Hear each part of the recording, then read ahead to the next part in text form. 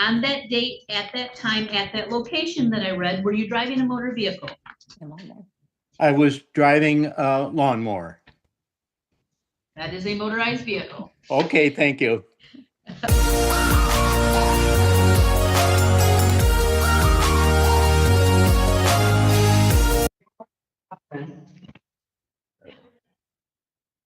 The court does call the case of the people state of Michigan versus Cody Lee Jolly. Andrew Childers appearing on behalf of the people, Your Honor. All right. And this is the date that has been set for preliminary examination. Mr. Jolly, you are there. Would you like to participate in this preliminary examination, sir? You are still entitled to do so. Okay, very good. Okay, I see the jury, and I was just about to mention what you sent me. But right now, we're not at that stage. So what I'm trying to ask you is, do you want to participate in this proceeding today? You do. Okay. So you may have some questions. All right. This is from Zach over at Law Nerds Unite, and the intro was from Brecken. Thank you very much. Questions yourself for the witness? You're muted at this time. Let me see if they can unmute you. Can you hear me, Mr. Jolly? Okay, so you might have some questions yourself. Okay. Okay, so we're going to go ahead with the preliminary examination momentarily. Let me just say something else. I received, and I don't know that I sent them off to the people, but I received on yesterday 2 letters, communications from Mr. Jolly. He said he sent a copy to the prosecutor's office. I And I was going to say, Your Honor, I received a Teams message this morning from Miss Purdue, Tammy Purdue from our office, that we did receive those in the mail this morning. They hadn't been uploaded to the file yet, but there was a demand for jury trial and request for speedy trial. Yes, so that is what I received. And a 12-person jury trial rather than a 6-person jury trial, if possible. That would, if this case is bound over, be will be dealt with by Judge Slay in that. And further, I would indicate that the delays in these proceedings, and I'm not trying to blame anybody for it necessarily, but the delays in these proceedings are really attributable to the defendant, given that he wished not to participate or come up and participate in the proceedings. So this is the exam. Mr. Jolly, I do also have to inform you, since you are representing yourself, and I've advised you previously of the perils of representing yourself, and that it can be fraught with some difficulty. You are charged with the offense of assault on an employee or a prison employee or an employee of a place of confinement. You do understand that charge, sir, correct? All right. That is a felony punishable by up to 5 years incarceration and a $2,500 fine plus court costs. You understand that, sir? All right. You're here representing yourself. You will be held to the same standards as I would hold an attorney. I will not show you any favoritism or anything along those lines. You will be presumed to understand court procedure and the rules. You understand that, sir? All right. So you are also entitled to be represented by counsel. And if you make the request of the court to be represented by counsel at any point in the proceeding, the court will have an attorney to represent you. So, Mr. Jolly, I will ask you now, prior to us proceeding, do you wish to be represented by an attorney on this, sir? Okay, you want to proceed still on your own? And you understand my admonition or my caution to you? You understand that, sir? All right, very good. And we'll proceed. And Your Honor, just a couple of things for the sake of the record. Obviously, we're recording this. I know there's a video and we're all looking at it, but other than the question about having a counsel, the defendant nodded affirmatively to all of the court's questions. He then nodded in the negative with response to requesting an attorney. I just want to make sure that the record is clear to that.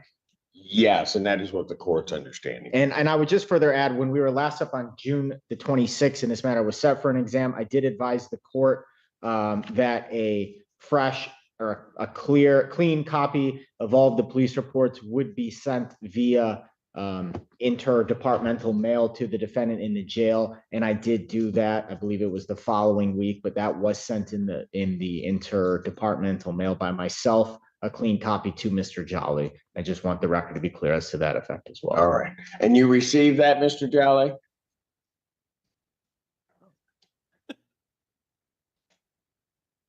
So have you received Oh, good Lord. This is brutal. At least you don't have to mute him. any of the police reports in this case?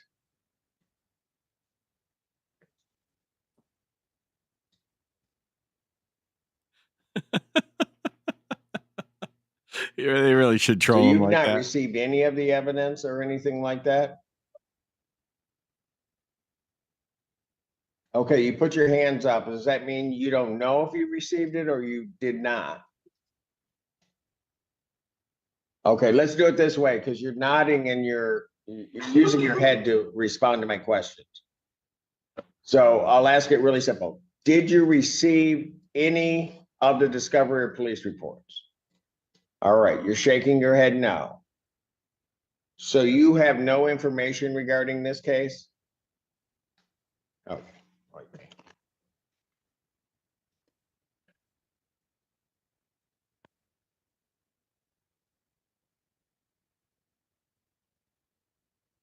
For what it's worth, Your Honor, when I actually spoke with Miss Kiri Akinruli from the Public Defender's Office and asked her if I'm going to send something to an inmate, can I do it via interdepartmental mail? And what she told me was yes, put WCJ on the letters that we send throughout the department with the inmate's name, and it should get there. And that's what I did. And I'm not familiar enough with this process, but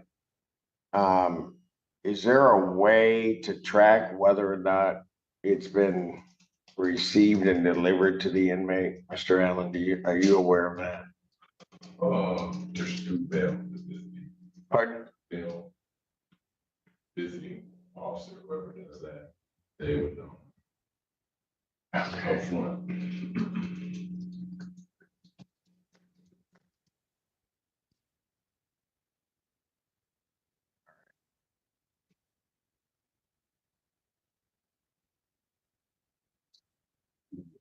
Okay. Mr. Jolly, if rather than do this by Zoom, if I give a new date,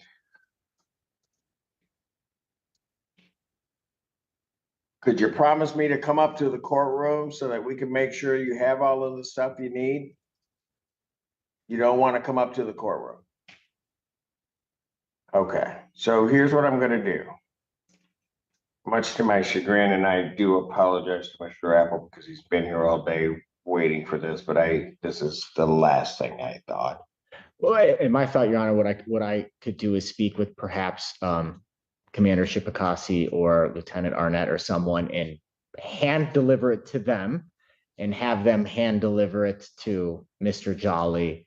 And I could even prepare a proof of service. Correct. To that effect. That's the part that I was thinking, so that he could do that. Yes, I see your indication of a speedy trial, but I also have to make sure that it is fair. So that is why I hesitate in proceeding today. So what I'm gonna do, give me my earliest day after it's the 4th. Who do I have on the 4th? On the 4th. That's where I sat. That's where you set Pelfrey's 5 cases. Anyone? And I know we also are here on Mr. Franklin on the 11th at 1 o'clock. I don't expect that to take longer than Franklin. Mr. Franklin is probably an hour and a half, 2 hours maximum in total. All right. But we said that was in the afternoon, That was in the afternoon on the 11th. because I have jury selection if I pick one.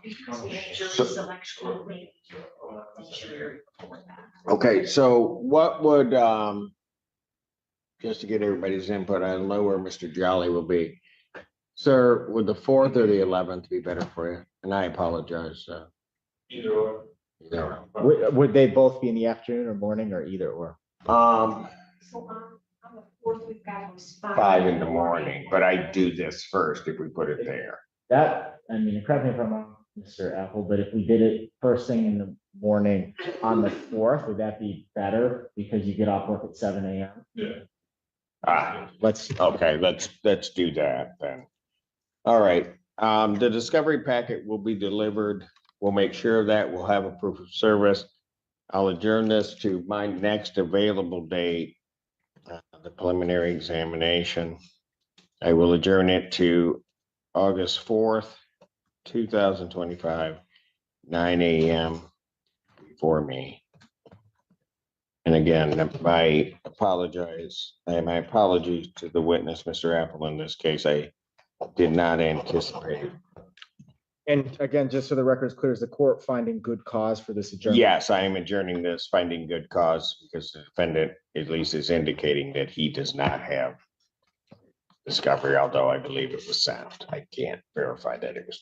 And I will work with jail staff to ensure that it is hand delivered along with the proof of service, which I will send to the court once I receive it back.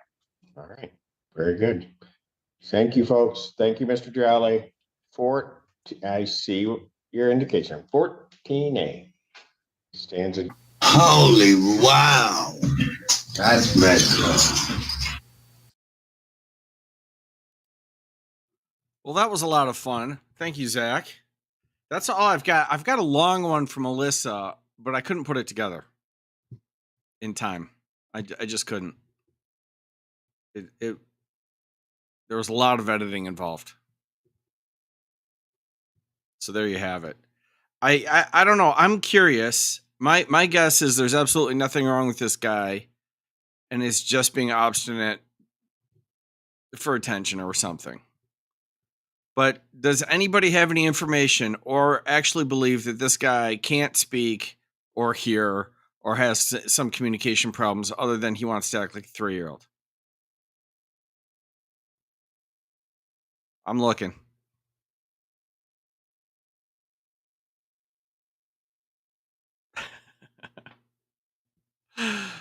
Yeah, no one else is buying it either. No one else is buying it. It is kind of fun. We have seen signs before. I can't remember who's the guy that used to do the naughty charades. That was good. They kept having to take him back. It was in Simpson too. I mean, he's been in everybody's courtroom. I can't think of the guy's name right now. It's not Jeremy Shue. It's the other guy. Maybe it was Shue. I don't know. I think it's the guy who's a little bit older than Jeremy Shue. Anyway, they take him back and they had a camera in there and all he would do is just make crude gestures. Bloom. Thank you, KDM. It was Bloom. There's some classic old episodes back there. If you're new to the channel, there are some classics back in the archive. I mean, I can't find them. I don't know where they are, but there's some good stuff that's happened through the years. All right. Thanks again, Zach. Thanks, Brecken. Thank y'all for coming out. That's what I got for right now. I'll see y'all soon.